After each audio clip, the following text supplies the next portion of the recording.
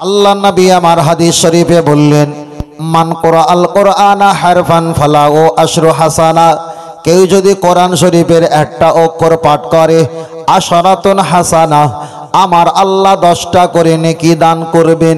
তাহলে কোরআন শরীফের একটা অক্ষর পাঠ করলে 10টা করে নেকি দান করা হয়। ওই কোরআন শরীফে ঈসা, মুসা, দাউদ, আইয়ুব, শুআইব, জাকারিয়া, লূত, ইব্রাহিম প্রত্যেকের নাম না থাকলে ওই কোরআন শরীফে তো নবী মুসার নাম সবচাইতে বেশি এসেছে।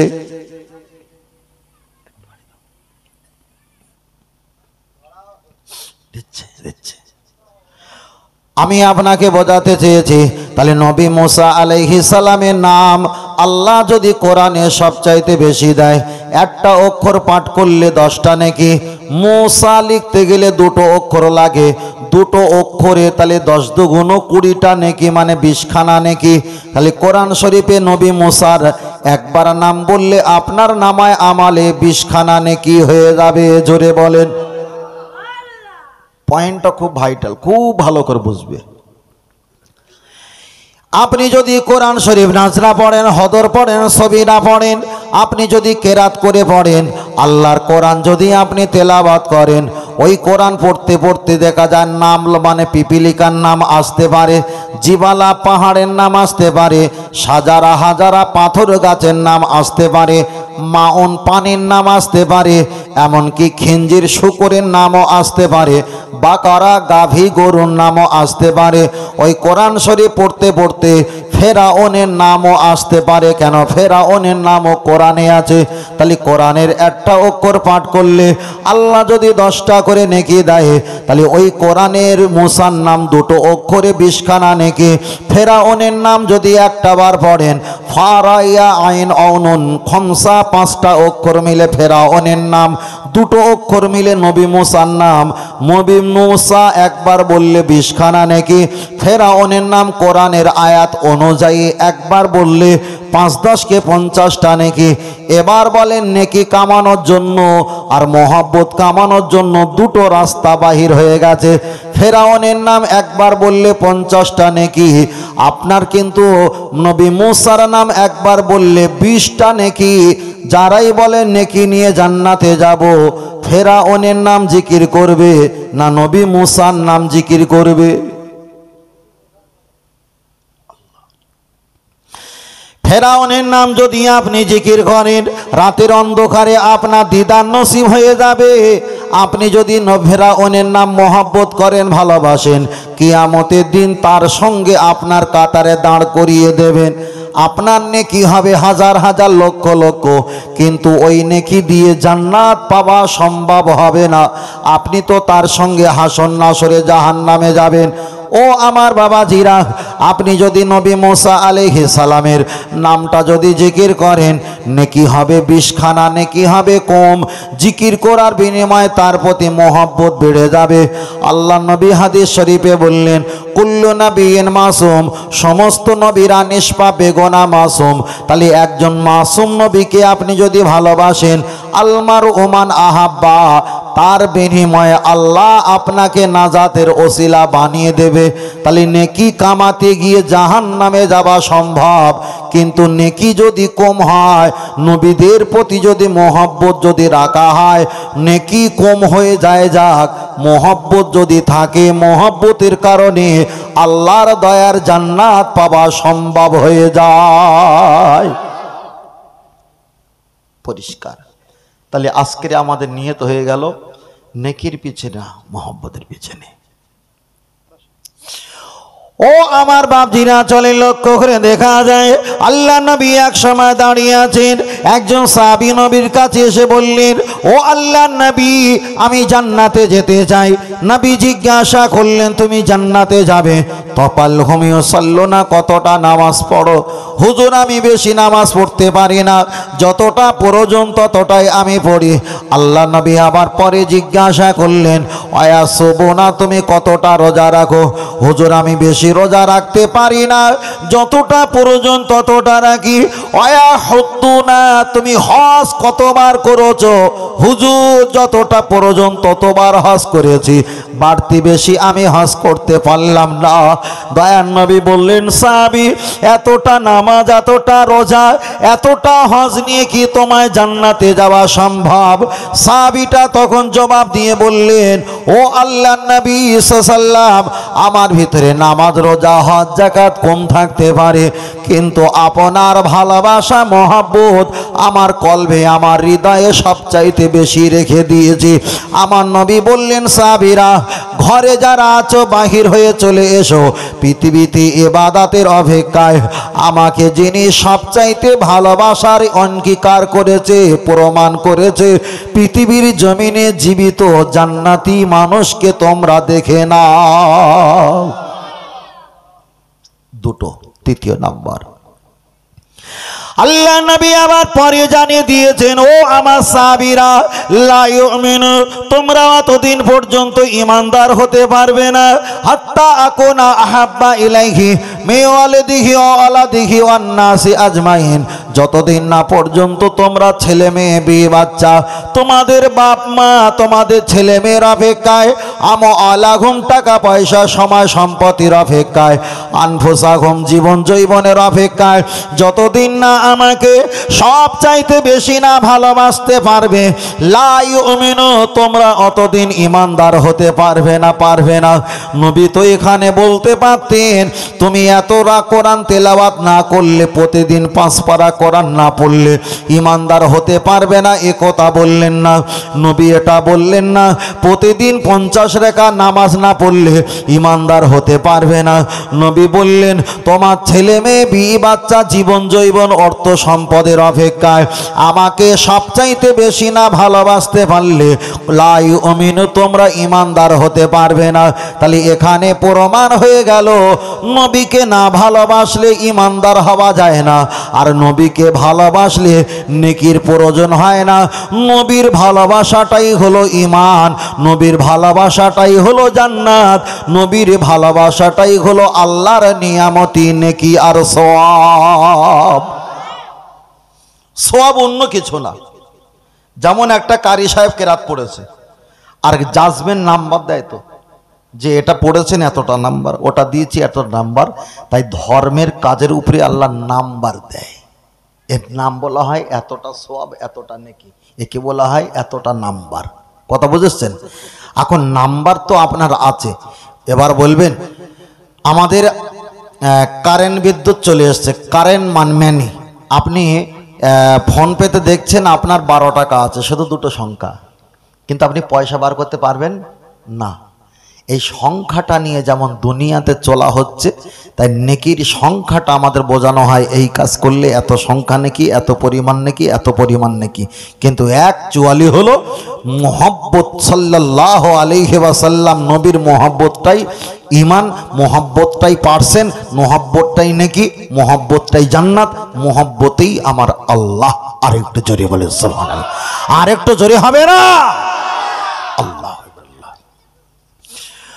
ও আমার জওয়ান যুবকেরা, চলে না গিয়ে যাওয়া যায়। ফের আমি আপনার কাছে বলছিলাম মুহাব্বতে জান্নাত পাওয়া যায়। আর একটা বার আমি আপনার কাছে বলছি, আমরা এখানে ছিলাম না, আমরা এসেছি, এমন একটা সময় আসবে আবার আমরা কেউ এখানে থাকবো না, আমরা বিদায় নিয়ে চলে যাব। তবে আপনার কাছে একটাই কথা বারবার বলতে আছি, বাবা, আল্লাহকে আর নবীকে হাসিল করতে হবে।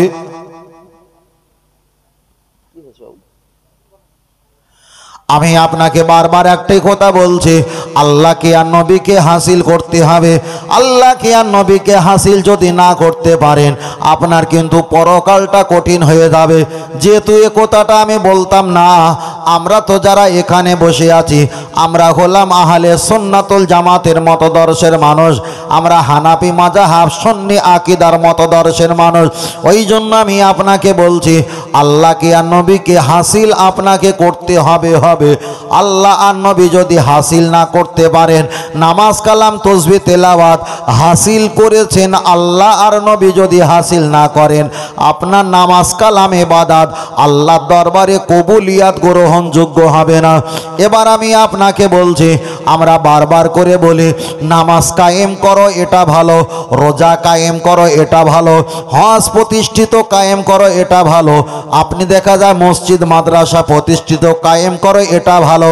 একটাবার ভেবে চিনতে বলবেন, আমাদের পীর মাশায়েখ ওলি আউলিয়ারা আমাদের বাংলায়, আমাদের ভারতবর্ষে, ইন্ডিয়ায়, ওনারা প্রথম যখন ধর্মের কথা বলেছিল, আপনাদের এলাকায় জুম্মা মসজিদ আছে, ওরা প্রথম যে এলাকায় এসেছিল আগে মসজিদ করেছিল না আগে খানকা করেছিল? আগে খানকা করেছিল, মসজিদ করেনি। কেন মসজিদ করবে কখন? মসজিদ করবে তো নামাজি নেই, সব তো বেদিন আর কাফের। ওরা খানকা করেছেন, ওই খানকাতে জিকির আজগার মোরাকাবা মোশাহেদা তসবিহ তেলাওয়াত, ওখানে ধর্ম কবুল করা, ওখানে পাকনা বা শিক্ষা সব কিছু হয়। মানুষের সংখ্যা যখন বেড়ে গেছে তারপরে ওরা মসজিদ বানিয়েছে। তাহলে পৃথিবীতে মসজিদের আগে খানকা তৈরি করা হয়েছে, খানকার কারণে মসজিদ পেয়েছে, খানকা হবার কারণে মাদ্রাসা পেয়েছে, খানকা হবার কারণে আল্লাহ আর নবী পাওয়া সুযোগ হয়েছে। জোরে বলেন সুবহানাল্লাহ। তাই পৃথিবীতে যারা আলেম ওলামা বক্তব্য করে, পীর ওলিরা খানকায় বসে বসে জিকির করে, মসজিদে পাওয়া যায় না, মাদ্রাসা পাওয়া যায় না। আমি ফের একটু ঘুরিয়ে বলছি, পৃথিবীতে খানকা ছিল বলে মসজিদ করার সুযোগ হয়েছে, পৃথিবীতে খানকাওয়ালা ব্যক্তি ছিল বলে পৃথিবীতে আজই পর্যন্ত মাদ্রাসা হয়েছে। এটাই হলো বাস্তবতা। কেন ওলি আউলিয়ার কারণে মসজিদ আর মাদ্রাসা তৈরি হয়েছে না হয়নি? হয়েছে। ও আমার বাপজিরা, চলে না গিয়ে যাওয়া যাক, লক্ষ্য করে দেখা যায়। ফের আমি আপনাকে বলছি, আপনাকে জিজ্ঞাসা করি ভাই, আল্লাহকে আর নবীকে আপনি হাসিল করবেন কোথায় গেলে? আল্লাহ আর নবীকে আপনি পাবেন। যদি বলেন হুজুর আমি মসজিদে নামাজ পড়ব, মসজিদে আপনি নামাজ পড়বেন, কিছু জানি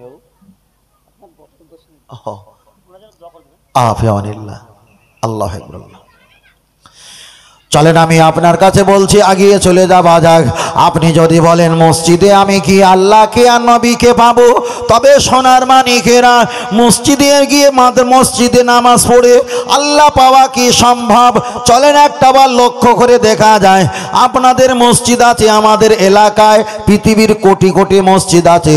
আপনি যদি এশার নামাজ পড়ে মসজিদে গিয়ে একটা পাখা চালিয়ে, একটা বাল্ব জ্বালিয়ে আপনি যদি বসে বসে তসবিহ তেলাওয়াত নফল ইবাদত তাহাজ্জুদের নামাজ আপনি যদি আদায় করেন, আপনি বলেন একদিন কিছু হলো না, দুদিন হলো না, 3 দিন হলো না, 4 দিন হলো না, 5 দিনের মাথায় মসজিদ কমিটি বলবে, মুসল্লি ভাই মসজিদ তোমার বাপের সম্পত্তি নয়, তুমি সারা রাত লাইট আর পাখা জ্বালিয়ে জ্বালিয়ে নামাজ পড়বে। তাহলে যারা বলে মসজিদে আল্লাহ আর নবী পাওয়া সম্ভব, আপনি বলেন ওই মানুষটা কি তারপরে মসজিদে নামাজ পড়ার সুযোগ পাবে?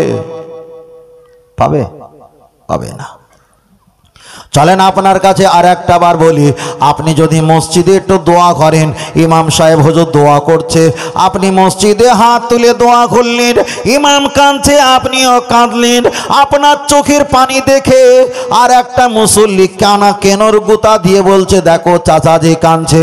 ও চাচাজি, আপনি শবে বেরাতে রাত্রে, লাইলাতুল কদরে রাত্রে, আপনি জুম্মার দিন একটু মসজিদে গিয়ে নামাজ পড়তে গেছেন, আপনি একটু কান্নাকাটি করবেন, কিন্তু আপনার চোখের পানি দেখে আর একটা ছেলে যখন রসিকতা করেছে, ট্রোল করেছে, আপনি দেখতে পেয়েছেন, বলেন চাচাজি আপনার চোখের পানি তখনও বাড়বে না বন্ধ হবে?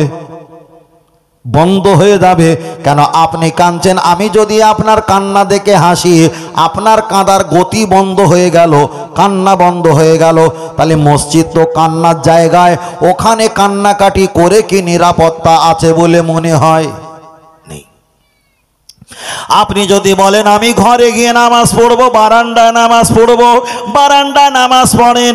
আমাদের বারান্দা হয় 7 ফুট কিংবা 7.5 ফুট 8 ফুট বারান্দা হয়। ওই বারান্দা গিয়ে যদি আপনি নামাজ পড়েন, একদিকে আপনার নাতি পোতার খেলনার আওয়াজ, অপর দিকে আপনার ছেলে বৌমা হাঁড়ি কড়া থালা বাসনের ঘটির আওয়াজ, এতগুলো সাংসারিক আওয়াজ আপনার কানে ঠক ঠক করে বাজবে। আপনি এতগুলো আওয়াজ কানে নিয়ে হারিমা বেঁধে নামাজ পড়ে আর ওই আওয়াজটা কানে নিয়ে আল্লাহ আর নবী পাওয়া কি সম্ভব হবে? এবার যদি বলেন হুজুর মসজিদ হলো না, মাদ্রা দেখা যায় বারান্দা হলো না, আমি ঘরের ভিতরে গিয়ে নামাজ পড়ব, আপনি ঘরের ভিতরে নামাজ পড়বেন, তবে হিসাবটা নিয়ে যাও। আমাদের অধিকাংশ ঘর হয় 8x8 কিংবা 8x10 কিংবা 10x12। একটা কামরা যদি খাট, আলনা, আলমারি, শোকেস, টেবিল, চেয়ার রাখা হয়, সরু একটা জায়গা থাকে, ওই জায়গা যদি আপনি নামাজ পড়েন, সামনে আলমারি একবার ধাক্কা দেবে, পিছনের খাট একবার ধাক্কা মারবে, দুই দিকের ধাক্কা নিয়ে নামাজ পড়ে আল্লাহ আর নবী পাওয়া কি সম্ভব হবে? আমার কথা বুঝতে পারছেন ভাই? বাবু আরেকটু বাড়িয়ে দেওয়া যাবে, হালকা করে একটু দাও। আচ্ছা ঠিকই আছে, ও ঠিক আছে ঠিক আছে, মাশাআল্লাহ। ওইটা একটু ঘুরিয়ে দেন, আমার এমনি অবস্থা খারাপ ভাই। আল্লাহ, আমার কথা বুঝতে পারছেন তো বাবু? আজকের যে কটা বক্তব্য করছে একটু তাসাউফ লাইন হোক। অনেকবার তো অনেক রকম বক্তব্য করেছে, আজ একটু পীর তরিকতে তাসাউফ লাইনে হোক। হ্যাঁ, আপনারা শোনেন, মাশাআল্লাহ, তাসাউফ লাইন। কেন, আমরা তো পীর তরিকতের মানুষ। শোনেন, এবাদাতের কোয়ালিটি, আসল কোয়ালিটি, কোনভাবে এবাদাত করলে আল্লাহকে তাড়াতাড়ি পাওয়া সম্ভব, সিস্টেমটা শিখে যাবে।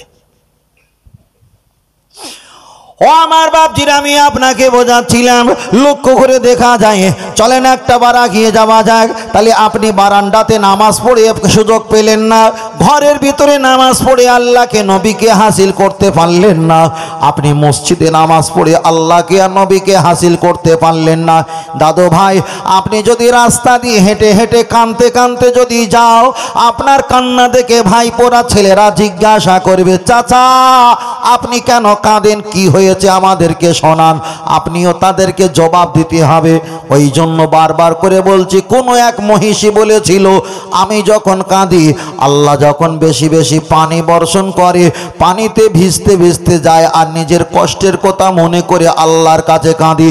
ও বাপজিরা, আমি আপনাকে বোঝাতে চেয়েছি, মসজিদ, মাদ্রাসা আর দেখা যায় ঘর বারান্দা, এখানে নামাজ পড়ে আল্লাহ আর নবী পাওয়া যদি সহজ হয়ে যেত, আমাদের পীর মাশায়েখরা তারা এলাকা ছেড়ে, দেশ ছেড়ে, বিদেশ ছেড়ে, জঙ্গলে, নদীর কোলে সেখানে জিকির করতে কখনো বছরকে বছর কাটাতো না। তাহলে আল্লাহ মসজিদ আর মাদ্রাসা যে পাওয়া যাবে, এটা কোনো নিশ্চয়তা না। আল্লাহ আর নবী পাওয়া তখন হয় কোনো ব্যক্তি যদি, যারা আল্লাহ আর নবী পেয়েছে তাদের সঙ্গে যদি সম্পর্ক রাখে, তাদের বিনিময়ে আল্লাহ আর নবী পাওয়া সহজ হয়ে যায়।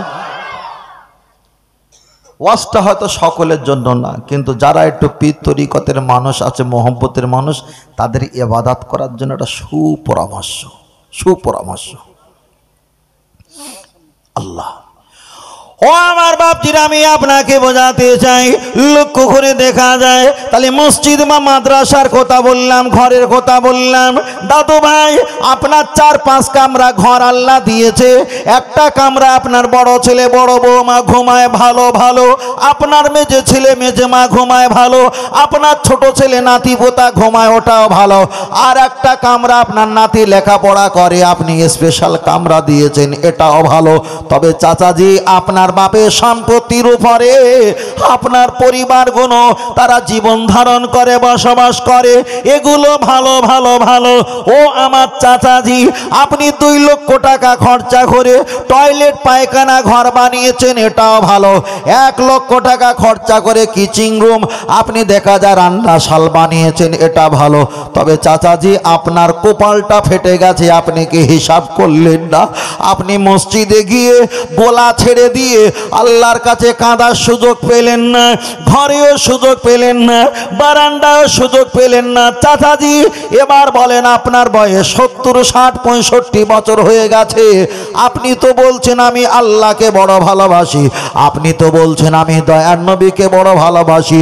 একটা বার বলবেন, দাদু ভাই, আল্লাহকে আর নবীকে এত ভালো যদি আমরা বেঁচে থাকি, এখানে যারা আমরা বসে আছি, আমি আপনাদের হাত তুলতে বলছি না, মনে মনে চিন্তা করে দেখেন, 65, 60, 40 বছর হয়ে গেছে, আল্লাহকে নবীকে এত ভালোবেসেছি, কই নবীর সঙ্গে তো আমার দিদার নসিব হলো না। এবার আপনার বেরেন্টে সুপ্রিম কোর্টে আপনি বিচার দিয়ে বলেন, তাহলে 40, 60 বছর যদি নবীর মোহাব্বত করে আল্লাহর হুকুম পালন করে যদি নবীর দিদার 55, 60 বছর বয়সে যদি আমি না পাই, আপনার জবান বলছি আমি নবীরে ভালোবাসি, কিন্তু আপনার কাজের সঙ্গে নবীর কাজের সঙ্গে মিল নাই বলে আপনি নবীর হতে পারলেন না, নবী আপনার দিদারও দিল না, এটাই হলো সত্য না মিথ্যা? একদম সত্য। আপনি মুখে বলছেন আমি ভালোবাসি, কিন্তু মুখের সঙ্গে আর কাজের সঙ্গে মিল নেই। তাহলে আমরা যদি 60 বছর 65 বছর বেঁচে আছি, নবীর দিদার যদি একবারও না পাই, তাহলে কি আবার কি পৃথিবীতে 200 বছর হায়াতলে তারপরে পাবো?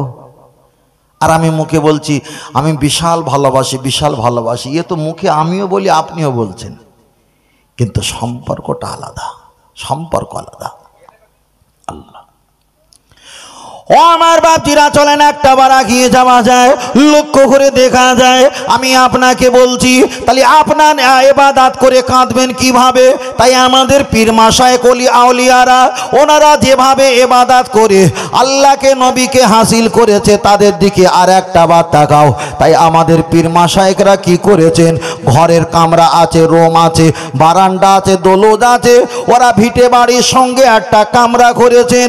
ওই কামরাতে ওরা দেখা যায় ফজরের নামাজের আগে, আজানের আগে, ইমাম মুয়াজ্জিন আজান দেওয়ার আগে 1 ঘন্টা আগে তারা উঠে পাক পবিত্র হয়ে তাহাজ্জুদ নামাজটা আদায় করে নেয়। আর তাহাজ্জুদ নামাজটা আদায় করে আমরা ফরফাইয়া আদায়হি দুখানি হাত তুলে আল্লাহ পাকের দরবারে হাত তুলে কান্নাকাটি করি। আমাদের পীর মাশায়েখরা দুখানি হাত তুলে আল্লাহ পাকের দরবারে কান্নাকাটি করেছে, এটা একটা পয়েন্ট। দ্বিতীয় নাম্বার পয়েন্ট হলো আসজুদু লিল্লাহ, আল্লাহ নামে সেজদা দিয়ে সুবহান রাব্বিয়াল আলা কমপক্ষে 3 বার বলে ওই সেজদায় গিয়ে আল্লাহর কাছে কেঁদেছেন আর বলেছেন, আল্লাহ আপনার নূর দেখার তৌফিক দাও, আপনার হাবিবের দিদার দেখা তৌফিক দাও, আমার গুনাহকে মাফ করে দাও, আল্লাহ ইবাদত করার সুযোগ করে দাও, ঋণ থেকে হেফাজত করে দাও। আল্লাহর কাছে বারবার চেয়েছে, সেজদার পরিমাণটা লম্বা হয়েছে, আল্লাহর কাছে চায় সেজদার পরিমাণটা লম্বা হয়। আর কান্নার ভাম করে কাঁদতে কাঁদতে সেজদায় কাঁদে। ওরা হাত তুলে যা না কেঁদে আল্লাহকে রাজি করেছে, সেজদাতে গিয়ে কেঁদে আল্লাহকে রাজি করে সহজে আল্লাহ আর নবী হাসিল করা সম্ভব হয়েছে। জোরে বলেন সুবহানাল্লাহ। আমরা তো হাত তুলে কান্নাকাটি করি, এটা ভালো, এটা একটা পার্সেন্ট। দ্বিতীয় পার্সেন্ট হলো সেজদায় গিয়ে আপনাকে কাঁদতে হবে। সেজদায় গিয়ে আমি এই অবস্থা আমি আগামী বছর 1 বছর আগে আমি করিনি, কেন? তখন আমি তরিকতে ছাত্র ছিলাম না, কথা বুঝতে পেরেছেন? তারপরে আমি আপনার কাছে করছি। আপনি নামাজি অবস্থা দাঁড়িয়ে আল্লাহর কাছে নিজের গুনার কথা মাফি চাইবেন, ক্ষমা চাইবেন, অনুতপ্ত হবেন। একটা ছেলে আর একটা মেয়ের সঙ্গে যেমন প্রেম প্রীতি করলে ছেলেটা সর্বসময় মেয়ের কথা খায় দায় ঘুরে ফিরে স্মরণে থাকে, মেয়েটাও ছেলের কথাটা সর্বসময় ঘুমানো চলাফেরা স্মরণে বরণে থাকে। তুমি যখন নবীর প্রতি মোহাব্বত ভালোবাসা করবে, দরুদ সালাম কিয়াম যত বেশি বেশি করবে, তত নবীর কথা খেতে উঠতে চলতে ফিরতে ঘুরতে সর্বসময় খেয়াল করতে হবে। অল্প সময়ে আপনি নবীকে পাবেন, নবী আপনাকে কাছে ডেকে নেবে। বলো সুবহানাল্লাহ। এটাই তো হলো আল্লাহ আর নবী পাওয়ার সিস্টেম। এই বছরে একবার হাত তুললাম, বছরে একবার সালামে কিয়াম করলাম, বছরে একবার নবীর প্রতি মোহাব্বতের ওয়াজ করলাম আর ওয়াজ শুনলাম, এ তো বছরে একবার। আচ্ছা, বছরে একবার যে দোকান খোলা হয় সে দোকান মরিচিকা পড়ে না পরিষ্কার থাকে? মরিচিকা পড়ে না? আল্লাহ। তাই আমি আপনার কাছে বারবার বোঝাতে চেয়েছি, ও আমার বাপজিরা, আল্লাহর কাছে নবী, আল্লাহর কাছে হাত তুলে কাঁদবেন, নবীর ওসিলা দিয়ে কাঁদবেন, ভালো কাজের ওসিলা দিয়ে, কোরআনের ওসিলা দিয়ে, আমার নবীকে ওসিলা দিয়ে আল্লাহর কাছে দোয়া চাইবেন। আপনি সেজদায় চলে গেছেন, দেখা যায় 1 ঘন্টা তাহাজ্জুদের নামাজ পড়লেন, আপনার চোখ থেকে পানি জারি হয় না। দাদু ভাই টেনশন করো না, আবার ফজরের নামাজ পড়ে আধা ঘন্টা ওই কামরায় বস বসো, বৌমা আপনাকে ডিস্টার্ব করবে না, নাতিপোতা আপনাকে ডিস্টার্ব করবে না। ওখানে একটু দেখা যায় ওখানে কোরআন, ওখানে হাদিস, ওখানে তসবিহ, ওখানে নামাজের মশাল্লা, একটা টেবিল ফ্যান, একটা বাল্ব ডোম জ্বালিয়ে নাও, ওখানে কিছু কেতাবপত্র, জামা, টুপি, তসবিহ, পাগড়ি, রুমাল রেখে দাও। তুমি ওখানে যদি 5 মিনিটের নামাজ 15 মিনিট যদি ধরে যদি পড়েন, কেউ আপনাকে একটা বার ডিস্টার্ব করবে না। তাই পৃথিবীতে যত ওলি আউলিয়া হয়েছে, দলে দলে নামাজ পড়ে ওলি হতে পারেনি, আল্লাহর হুকুমটাই পালন করেছে। আল্লাহ আর নবীর কাছ পর্যন্ত যাওয়ার জন্য স্পেশাল একটা জায়গা করে কেঁদে কেটে আল্লাহ আর নবী হাসিল করা তাদের পক্ষে সম্ভব হয়ে গেছে। এ কথাটা 100% সত্য না মিথ্যা? 100% সত্য। আমি শুধু আমার যারা রসুল প্রেমিক মোহব্বতের মানুষ তাদেরকে কিছু টিপস দিচ্ছি যে এই রাস্তাটা একটু আসেন। বহুত রাস্তা তো গেছি, অনেক সিস্টেমে করেছি, এই সিস্টেমটা একটু আসেন। সবাই তো খুলে বলবে না, কেন এগুলো তো বলাও তো একে সবাই তো নিতে চায় না, তো ওই জন্য সবাই খুলে বলে না। কেন সবাই বললে বলে হুজুর কি ওয়াজ করছে, কি বলছে, কিন্তু কিছু করার নেই, কিছু করার নেই। মানুষ নিতে চায় না, তাই তানারা বলতে চায় না। চলেন একটু আগিয়ে যাই। ও আমার বাপজিরা, আমি আপনাকে বোঝাতে চাই, আপনার কান্না আসলো না হয়তো প্রথম দিনে, আপনি হতাশ হবেন না। আবার আপনি চলে যাবেন মসজিদে, মুয়াজ্জিন আজান দিয়েছে, মসজিদে আপনি নামাজ পড়ে নেন, নামাজ পড়ে বাইর হয়ে চলে এসে ওই কামরায় আবার তাসবিহ তেলাওয়াত করেন। দাদু ভাই, সারাটা জীবন 100 দানা তাসবিহ পাঠ করেছেন, 100 দানা তাসবিহটা পড়েন তো বা এই মুহূর্তে ওটা বন্ধ করে দাও, এবার 500 দানা তাসবিহটা হাতে করে নাও। নিয়াত করে নেবে, আমি যতদিন বাঁচবো 24 ঘন্টার ভিতরে হয় 500 বার দরুদ শরীফ পড়ব, না হয় 500 বার কলেমা জিকির করব, না হয় 500 বার জিকির করব, না হয় 500 বার তওবা শরীফ পাঠ করব। 100 গল্প ভুলে যাও, এবার 500 গল্পের কাছে এসো। তার কারণ নবী আমার জানিয়েছে, একবার তো যে তাসবিহ পাঠ করা হয়, আসমান আর জমিন যতটা ফাঁকা জায়গা, এতটা ফাঁকা জায়গা আল্লাহ নেকি দিয়ে ভরপুর করিয়ে দেয়। আপনি তাসবিহ পাঠ করবেন 500 দানা কিংবা 1000 দানা। আপনি যদি 24 ঘন্টার ভিতরে 500 বার করে 1000 বার করে দরুদ শরীফ যদি পাঠ করেন, কলেমা জিকির করেন, এবার বলেন দুনিয়ার গল্প আপনার জবানে আর আসবে না। ও আমার দাদু ভাই, আগিয়ে চলে যাওয়া যাক।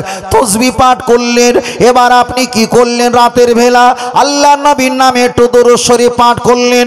আপনি বয়স হয়ে গেছে, আপনার বিবি আছে, বিবি থাক, নামাজ কালাম পড়ে নিয়ে আপনি হাতে একটা তাসবিহ নেন। ঘুমানোর সময় আপনি দরুদ শরীফ পড়েন। দরুদ শরীফ পড়তে যদি একটু কষ্ট হয়, আপনি ছোট দরুদ শরীফ পড়ে নাও, সাল্লাল্লাহু আলাইহি ওয়াসাল্লাম, সাল্লাল্লাহু আলাইহি ওয়াসাল্লাম। এই দরুদ শরীফটা পড়তে পড়তে ঘুমিয়ে পড়ো। আবার 1 ঘন্টা 2 ঘন্টা পরে ঘুম ভেঙে গেছে, আপনি আবার তাসবিহটা নিয়ে 2টো 4টে 10টা 20টা না পড়তে পড়তে আবার আপনি ঘুমিয়ে পড়লেন, আবার আপনি জাগ্রত হলেন। তাহলে সারাটা দিনে 24 ঘন্টার ভিতরে আমি নবীর প্রেমে পাগল হয়ে আছি। রাতের অন্ধকারে আমার নবীর সঙ্গে আপনার দিদার নসিব হয়ে যাবে। নবীর সঙ্গে যদি আপনার একটা বার দিদার নসিব হয়ে যায়, আপনি সারা দিনে 100 বার করে তাসবিহ পড়তেন, এবার বেড়ে যাবে 500 বার। 500 বার পড়তেন, নবী পাওয়ার কারণে বেড়ে যাবে 1000 বার। তাহলে এখানে প্রমাণ হয়ে গেল আপনি নবীর হয়েছেন, নবীও আপনার হয়ে গেছে। মরণে কোনো টেনশন নাই, কবরে কি হবে কোনো টেনশন নাই, হাসরে কি হবে তোমার কোনো চিন্তা নাই। চিন্তা আমার নবীর, দায়িত্ব আমার নবী। তাই নবী বললেন, আনা আউয়ালু শাফিন, যারা আমার হয়ে গেছে হাসরের ময়দানে শাফাআত করার জন্য আমি নবী প্রথম তাদের সামনে দাঁড়িয়ে যাব। আর একটু জোরে বলেন। এবার বলেন, এটাই হলো সিস্টেম তো নাকি? আমার কথা বুঝতে পারছেন বাবু? আমি কিছু ইবাদতের সিস্টেম বলছি, আমি বেশি ঘটনামূলক অন্য কিছু মূলক বলছি না। কিভাবে আল্লাহকে পাবো, বুঝলেন না? একটু আগে আসেন, একটু আগে আসেন, খালি আছে সামনে, একটু আগে আসেন। তাকবীর দেন, নারে তাকবীর।